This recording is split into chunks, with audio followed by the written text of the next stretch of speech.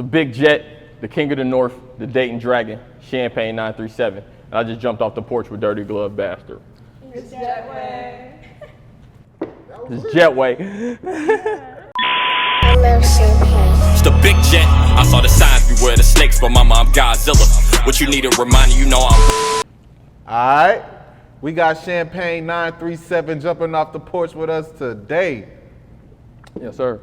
How you feeling, gang? I'm doing good, man. Enjoying the way. Real spill, man. The real Jetway. The real Jetway. No cap. That's what's up. How does it feel to be here, man? It feels real good. It feels good. I've been trying to be here for a while. Something that I've been, I had on my bucket list of things to do even before I was a rapper. I used to watch this platform, so it's something I wanted to do for a while. Appreciate you, man. Appreciate you. Ladies, how y'all feel?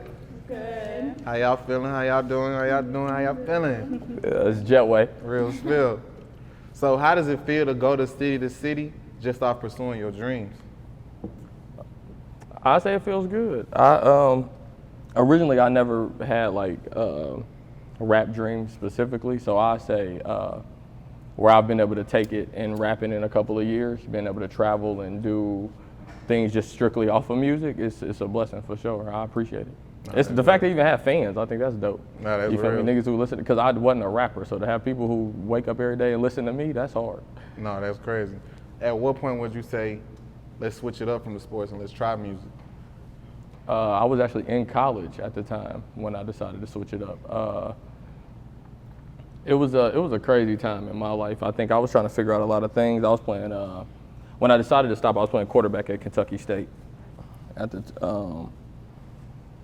And I was just trying to figure out what I wanted to do, like in terms of what my next steps was, in terms of whether I'm gonna go to the combine or if I'm what we gonna pursue. And then from there, it's a funny story. Actually, I told one of my professors I was gonna drop out of college, and she came up to the football field and told my coach that I wanted to drop out, and gave me this whole speech in my coach's office, told me that I was gonna be a construction worker. And I told her I was too pretty to be a construction worker. Like, are you crazy? I'll never be working construction. But I feel like I talk too much to be a model. So, you feel me? I wrote a rap and it got hot. No, that's so, cold. you feel me? Let's take it back from the beginning. What would you describe the way of life, the culture, the people in Dayton, Ohio? Dayton, Ohio, I would say competitive. It's I won't get a normal answer to what Dayton is really known for. People know what it's known for. I say it's a competitive place, no matter what you're doing. If you playing sports, if you're hustling, whatever you're doing, it's just a competitive place overall, I would say. Just coming up there in general. No matter what you was doing, I could just say if we wanted to give it a word, I would say competitive. No, that's real. How would you describe yourself coming up as a kid? As a kid, I was a good kid. I would say it was cool. I was a good kid. My dad got killed when I was young, when I was real young. So I feel like that shaped a lot of stuff that I was doing. Describe losing your father at just the age of 10. It was tough. I feel like I was in a position where I was too young to be a man, but I was too old to be a kid, if that makes sense. Like, so I was just it was a weird space. I was 10 years old. My dad was active in my life, and my dad dropped me off at school the same day he got killed. It was a home invasion, so he got killed in a home invasion. So it was just different. It was different growing up with my dad. I wouldn't say I'm one of them people. I have a strong foundation at home. My mom a strong woman, and I come from a good group of men, you know what I'm saying? So I wouldn't use that as an excuse to lame ass nigga or nothing like that. Like, I see a lot of people use losing stuff and loss as an excuse to do a bunch of weirdo shit. That's not, it was tough. It's a lot of things that I lost out on that I'm just realizing now that I lost out on just in growing up. But it was hard. It was hard. I mean, I love my dad. It was hard. But I made it out. I don't use it as an excuse now. I think during my younger years, I tried to use it as motivation to keep going. Now that I'm older, I'm just trying to use it as an honoring thing, our name, what it stands for. And the people who just see me, they still can my dad still live on through what I'm doing. So Oh, I that's ain't real. really, you know what I'm saying, at this point. It's been so long, I'm doing all right. How would you describe the relationship with your mother? Bill and Bob are really close. We're close. That's my best friend. That's who I could, any and everything, I can go to them. I can go to her about whatever. And I'd even say it made us closer. My stepfather just passed 2 years ago. Yeah, I would say, 2 years ago. So watching her go through that, losing my father and then losing her husband after that, I would say she's the strongest woman I know, for sure, which made our bond a lot closer in general. I think that when my stepdad died, I was in a really good place in my life in terms of like music and things that was going on, and I paid for his funeral. His funeral was like a lot of money. It was a lot of money. And but I would say for my mom to even come to, like, for her to come to me like that and to even ask me for that, I think that's dope. I don't really care about all that other stuff. Like, most people can't depend on these niggas for nothing but a shot of Tito's. Like, you feel me? I'm just being real, man. You can't depend on these niggas for nothing. Like, my mama can call me for whatever. It don't matter. Outside of rap, outside of girls, outside of whatever, like, my people can, you feel me, can depend on me. So I think that's that did a lot for our relationship and what we had going on, I think. And it's made us closer. We've always been close, but it's, you know what I'm saying, loss bring you closer to people, because presence, I think, is the most important when it comes to a lot of stuff. And my mom has just always been present. Like, that's most important to me, so. Yeah. At what point would you say you jumped off the porch? I would say I'd say I jumped off the porch probably around that age. Probably around the age my dad died, like around that time frame, because it was a portion where I could choose to be an asshole if I wanted to have like an excuse. Like, I could just run around and just be a jerk and have whatever excuse I wanted to act like that. So I tried my hardest not to do that. So I would say that was my time for me. I just think when you're able to get out here and make your own decisions and really just like, all right, I'm gonna do this or I'm gonna do that. So around that time, because instead I just delved real deep into the sports and shit like that. So. At what point you can say you went through some shit that you knew was abnormal due to the fact that you just jumped off the porch so early? I would say experiencing so many losses back to back to back. I lost a lot. I lost a lot young, real young. And that's abnormal to me now, just seeing, because I hear what people go through and seeing what's going on. So I would say the most abnormal would be waking up, my dad taking me to school, knowing he's gonna pick me up from school, and him not coming to pick me up from school. That's abnormal, for sure. So I would say even during that, so that in general, waking up, having just not understanding and knowing the situation and for what it is now, being older, and just like, you know what I'm saying, what it also is, it's a dynamic you trade back and forth on. No, for real. What led you to take sports so serious and take it so hard? Did you feel like because you just experienced so much loss that that's the only thing you knew? Nah, so my grandfather was David Gilbert. He's the first black point guard to ever play at University of Louisville. He's the man. So yeah, he's the guy.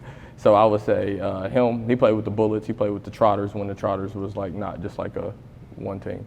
So I would say him. In general, him being an athlete, my whole family is kind of athletic, but my mom, the first one to put me in sports. So my mom's real competitive. My mom is a football mom for sure. My mom watches sports on Saturday and Sunday if I'm not home. If nobody's home, she watching sports. So like, you feel me? That's what made me deal, and I was good. Honestly, I was good. So that's what I did. For sure. I stayed in. I probably think they probably just kept me busy in that, due to the fact of what I was losing. They probably just kept me playing sports and doing stuff since I was so, you know what I'm saying, good at it. So it worked out. No, for sure. You had league dreams? Definitely. I feel like though we all, you got light up.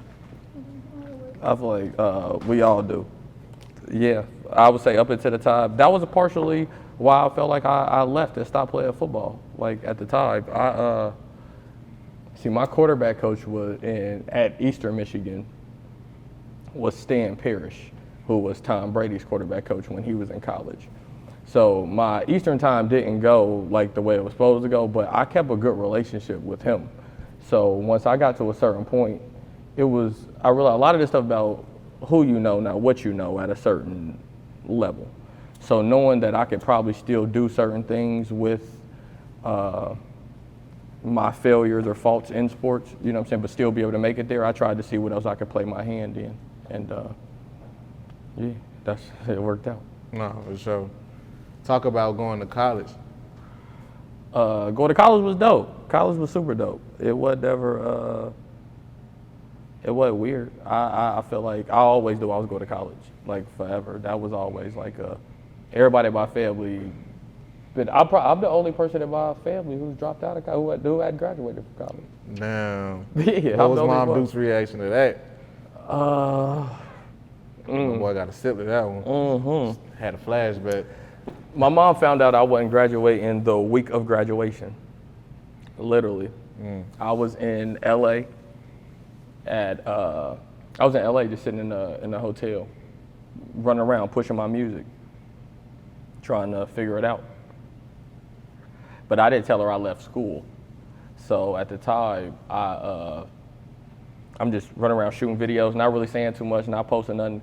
And she hit me saying that one of my other friends' moms was contacting her, trying to figure out where we doing the graduation dinner and where we doing this and what's going on. And at that point, like, all right, I'm not about to play my mom like that. Like, I'm not at school. I'm rapping. And she like, I've never rapped a day in my life either. So I also want that to know, like, I ain't never made up one bar and rapped it to my mom and told her, hey, I think I could rap. So for me to say, I'm in LA and I'm rapping and trust me, because she like, what the fuck? What do you mean you rapping? And you in rapping what? Like, what are you rapping? Like, for real, you doing karaoke, nigga? Like, what are you doing? Like, no way about that. So, I can't say she understood at the time, but we was on FaceTime, and I remember the only thing I could definitely say that I remember from the conversation was, I was like, just trust me.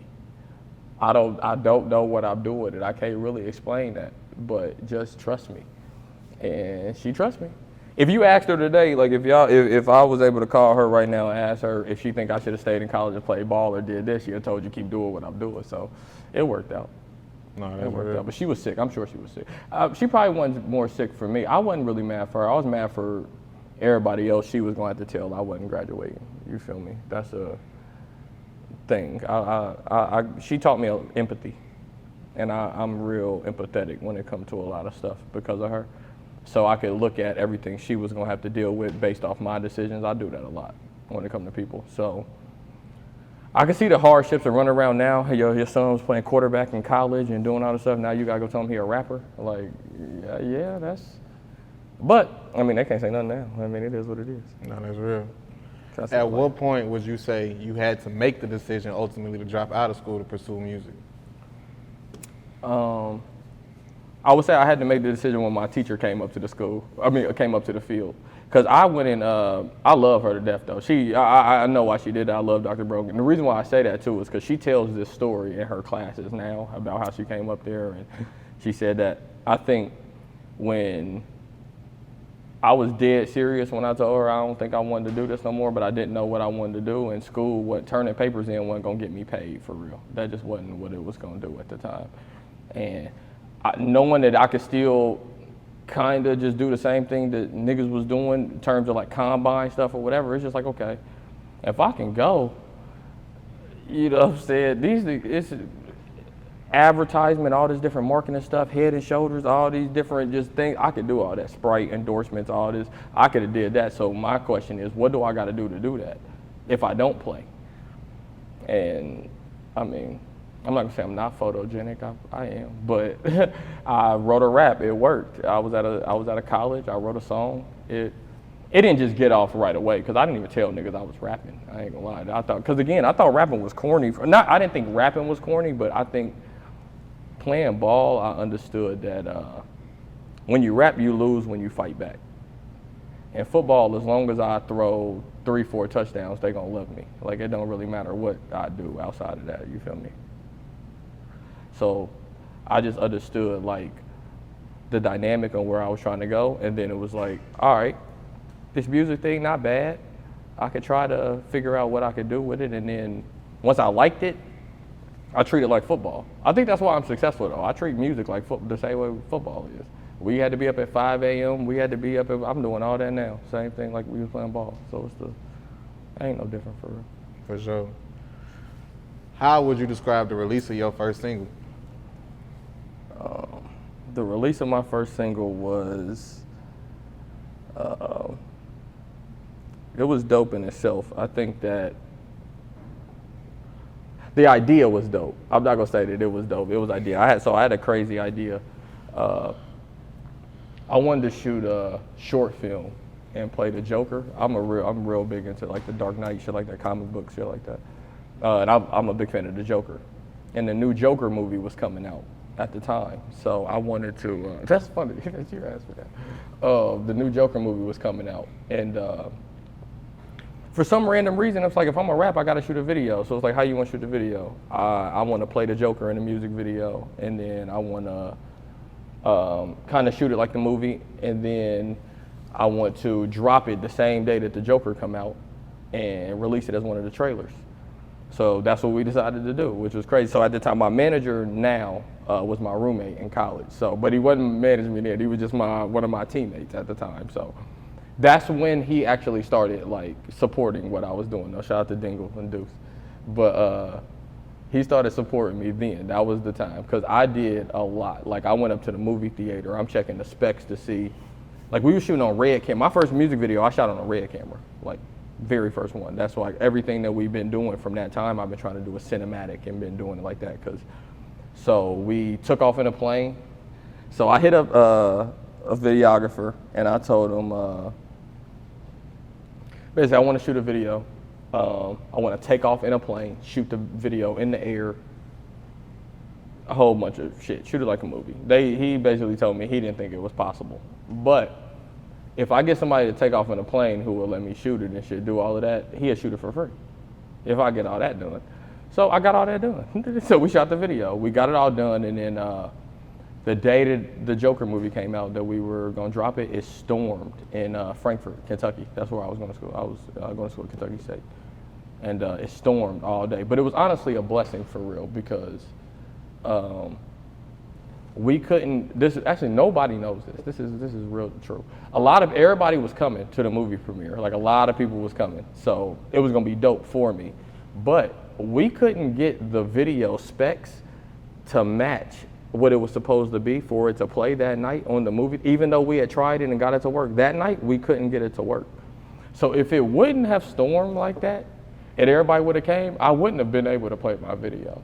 So either way it go, like, I was salty, but you feel me, somebody up there loved me. Like, it worked out for sure. That way it didn't go terrible. But overall, I think that experience is what got me here today, wanting to do that type of shit, taking off in a plane in my first music video and doing that. That's what got me to Vegas and everywhere else that we was doing shit. Well, so talk about moving to Miami, relocating, and making that the Jetway stomping grounds. So when I first dropped out of college, I was just moving around, traveling to a bunch of different places, trying to figure out where it is I wanted to go, what I wanted to do. So I went to LA. I was out in LA for I was doing everything like 3 days. So I went to LA for 3 days. I went to Miami for 3 days, went to Vegas for 3 days. When I was in Miami, I just kind of had tapped in with all the promoters I knew when we was in college, running around, spring break, turning up. But I got a song now, so it's a little different. You feel me? Like, it's different going to clubs and shit, being a nigga. But if I got a song in the way I'm pushing it, it's going to go a different way. So we was out there, and I liked that vibe better than every other place that I went to. So when I came back, I hit all my friends. They had graduated already. The ones who was supporting me at the time, because my friends wasn't supporting what I had going on, like, at all. When it came to rapping, I had some who initially was just like, cool, I'm rapping, but the little intricate things that you need that people don't know that matter, like, it really mattered, and niggas didn't look at it like that. And I feel like if I was doing anything else, like, you know, you feel me, doing hair, you probably want somebody to repost your hair, you feel me, and they all post it, and it ain't like, and the thing is, I could not post her hair because I'm not about to wear no wigs or whatever, stuff like that, but I got however many followers. It could be somebody over there who could see that and be like, oh yeah, I'm fucking with it. So that small thing, that don't cost these niggas no money. That shit is just to show some love. So I really couldn't get that. The group of people who was vouching for what I was doing and doing that type of stuff, I told them, let's move to Miami. I'll buy a crib in Miami. I'll get us a spot, and everybody come. And I don't need y'all to do nothing but work. Straight up, push Champagne. Like, if everybody come here with that goal in Jetway, we gon' push that. Because at the time, I started Jetway in college. I wasn't rapping and doing Jetway and all of that. All my friends are in fraternities. So they're all, one of my videographers is a Q, my manager is Sigma, my boy Kevin's a Kappa, all of them was different stuff. So I wasn't, my boy Justin, he's an Alpha. Which I ain't got, my mom's a Delta, my whole family is like, you feel me, they rock it, doing their thing. My cousins is Deltas, they doing their thing, my Anna, AKA. It just wasn't for me. It wasn't nothing that I wanted to do. I played sports, so I felt like that was a fraternity in itself. So instead of starting or joining one of them, I just started Jetway. And Jetway was, you know what I'm saying, it could be anybody, no matter what you do, enjoy the way, Jetway. So from that, I just took what we was doing in college and was like, bet, anybody who wanna rock with this, if you pushing my music, come to Miami, we can move to Miami. We move out there. It was great, I ain't gonna lie. It was cool for, now that I'm tenured in this and older, understand, that was some of the dumbest shit I could have ever did, honestly. But it let me know and see a lot of things when it came to stuff, because you can really give somebody like everything and they not do nothing with it. So I was able to understand like some of the decisions I made and meet people and be able to see like if they had them same opportunities, what their opinion on what they would have done with it and how far I could have been, and then the regular things I experienced through it. So it was, Miami is what everybody else thinks Miami is. It's fun, don't get me wrong. But if I look at her, she Miami, yeah. Right, she was just talking about moving to Miami. I just left there, like we ain't. Nah. So while we was out there, I was going crazy. I was doing a lot of stuff. We was moving around. I was able to get a feature from Trina, which Queen of Miami. You feel me? Helped me out a lot. You good? That pushed me crazy. I hit them up. So I probably DM'd her manager 50 times. Actually, I remember the night. I was laying outside in the back by our pool, literally. I'm laying in the back, and we was talking probably like 3 hours prior, like, yo, so we've been out here in Miami for a month. Who's somebody out here we could work with? Who's, you know what I'm saying, anybody who just out here living. At the time, I ain't got no budget. And I'm not gonna fuck the budget. I'm not a pop enough rapper that why am I gonna even get a City Girls feature? That's not my reach for real. But I also didn't understand the reach until I got the Trina feature, because I'm an obnoxious nigga when it comes to like stuff that I want. If I want something, I'm gonna get it done. So I just DM'd her manager like 30 times. He finally hit me back. Hit me back at like 6 in the morning, like, yo, you are crazy. Like, dead ass, like, bro, send me the song, shit. Like, you feel me? If you got a song, send me the song. So I sent him the song, and he hit me back, like, with first he hit me back like, you're crazy, got you. He sent me a number. It was like, well, I said, it was like 40,000, what they wanted. So I sent him the song, and he hit me back. But when I sent it to him, I told him, like, you feel me, I got my own label, I got my own production company, so we'll shoot the video, we'll fund the video, we'll do everything. I just need her to show up and rap her verse. I got whatever, if she need makeup, whatever, I'm gonna do everything. I just need her to show up. So from there, he was like, they dropped this, you know what I'm saying, I'm not gonna say drop, but they, you know what I'm saying, they looked out for me.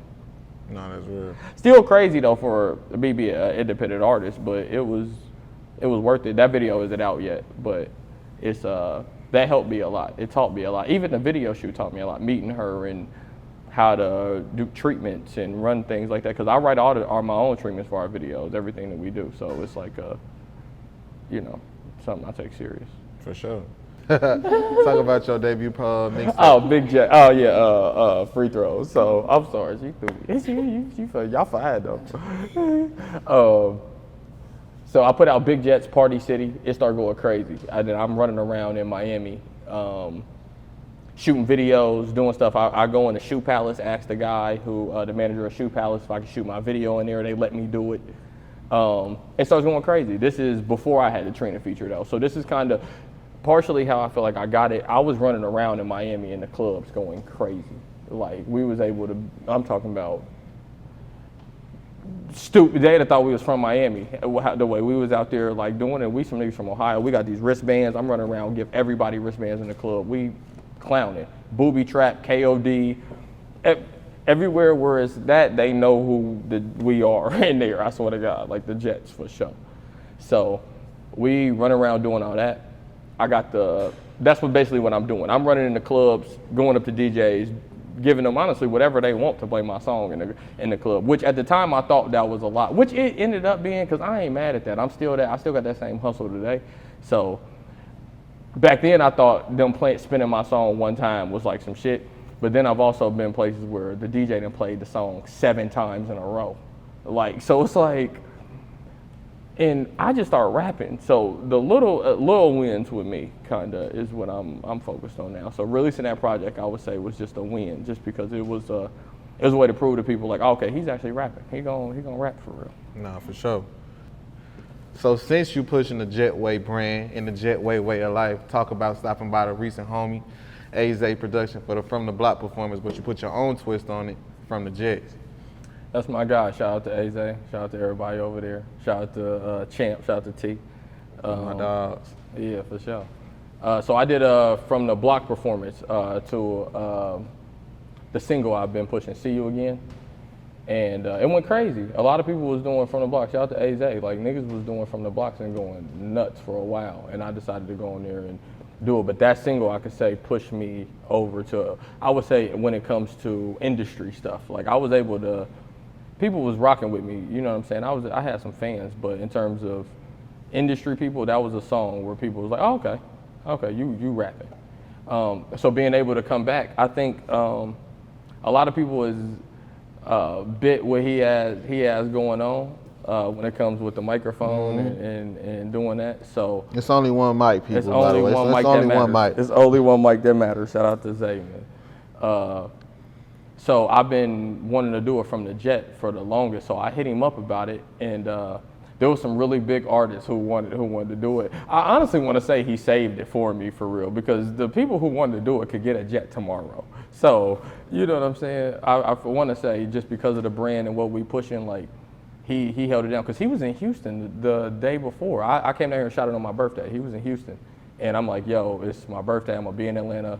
I booked the jet. I got it done. Let's get it done. I'm there.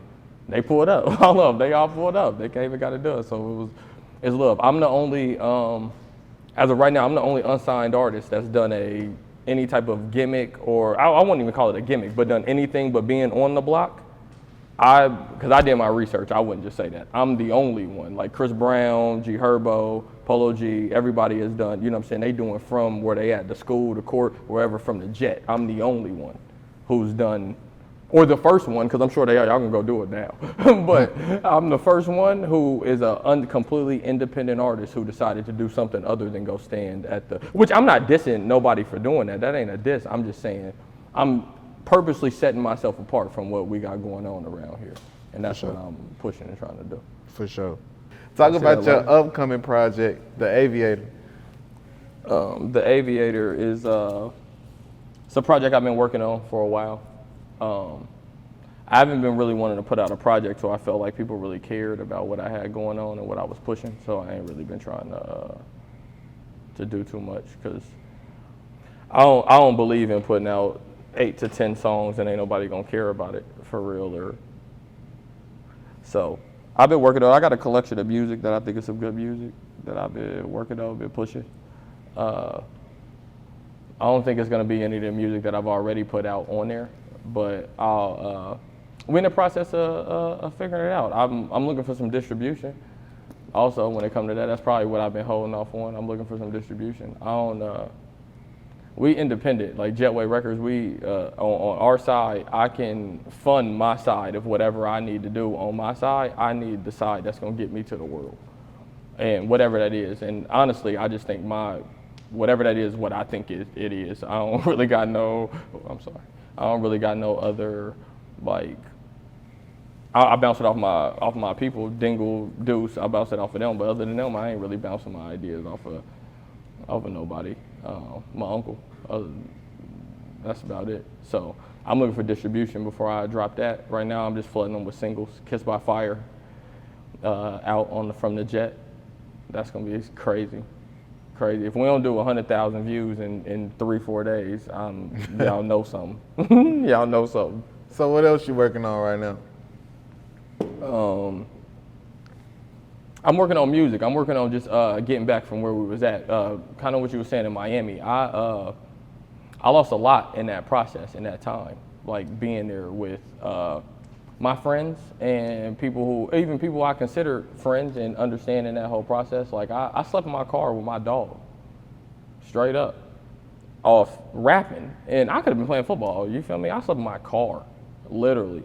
Now, there's a lot of things that come into why that was the process, sacrificing for other people and doing what I had to do. I didn't necessarily have to sleep in my car, but that was the understanding and the sacrifice that needed to be made for what was going on. So the same week that we did the Trina feature, I did the Trina feature, the same week we were shooting the video, my stepfather died.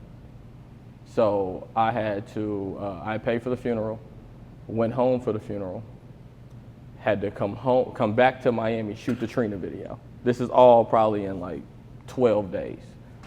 So when I get back to Miami, we shoot the video, and then I need to book another spot because I'd probably been in Hollywood for like 6 months at the time. So I needed to book another spot through a renter company, do that whole process. My videographer at the time was the one who was in charge of doing stuff like that. And it was a scam. Ended up being whatever it was lost $16,150. It was a scam. So I had just helped my mom out. Then we shot the video. Then we lost. You feel me? Then I lost that. I'm gonna be honest, niggas left. I'm just straight up. Niggas left. Like I can't even say 3-4 days after that money was lost, niggas was gone. And I'm not gonna say 3-4 days. Let's say it's 10 days, because during that 10-day process, I was still trying to figure out what we were gonna do, what we were gonna be, how things was gonna go, and I'm paying for Airbnbs every day for days at a time. So that's like $2,000. Then niggas just leave one day. When if niggas was gonna leave, I'd have stayed here with my dog and I'd have figured it out. But because I'm a for us, you know what I'm saying? I got this saying that we always say, like, sometimes you, sometimes me, always us. Like, that's what we say. That's Jetway, you know what I'm saying? Like, sometimes you gonna have to hold it down. Sometimes I'm gonna have to hold it down, but it's always gonna be us though. Like, keep it there. And a lot of niggas folded when it came to that, for real. So I was left by myself and making decisions, and I didn't necessarily lean on my family because there was a lot of things, if I could have leaned on them, I wouldn't have had to do a lot of things I had to do. So I would say now I'm in the process of bouncing back from all of that. I went through that though. That's a time. That's already gone and happened. But losing everything when I didn't necessarily, I think I was I'm not gonna say in over my head, but in a position where I had just started doing this. Now when I kind of know the decisions to make, where I want to be, what I want to do, I'm in the process of relocating out here to Atlanta. So just knowing where I want to be at and what I want to do and how to do it, who I'm going to keep around me, even if I am, you know what I'm saying? I mean, we're a record label. I'm the CEO, so when it comes down to it, I'm supposed to be funding everything. I ain't tripping on that, but we going to work. We going to work. I don't care what I don't care what you pushing, but we going to work. No, I feel that. Any last words and shout outs? I want to shout out my manager, Dingle. Shout out RJ, shout out Deuce, my producer, my engineer. Shout out to Jets, shout out Jetway. No matter who you are, no matter your age, gender, you feel me, man, woman, children, elderly, you can enjoy the way. Like, seriously, Jetway. I appreciate y'all for having me on here. No cap, man. Straight up. Champagne, we appreciate having you on the porch with us today, gang. It's the big jet. Hey.